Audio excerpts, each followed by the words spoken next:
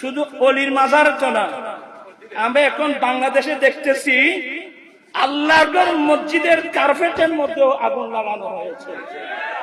মসজিদ মাজার কথা রেখে দেন, এদের আক্রমণ থেকে এই দেশে আল্লাহর ঘর মসজিদ পর্যন্ত নিরাপদ নয়।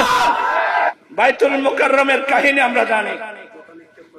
আমাদের ১৬০০ জামে আহমদিয়া সুন্নি আলিয়ার সাবেক অধ্যক্ষ আল্লামা জালালউদ্দিন আল কাদির রহমাতুল্লাহ আলাইহি জমিয়তুল ফালাহ মসজিদের খতিব থাকা অবস্থায় ওরা কি করলো? জুতা মারামারি করলো। কোথায়? মসজিদের ভিতরে। বলতে আমার কষ্ট হচ্ছে।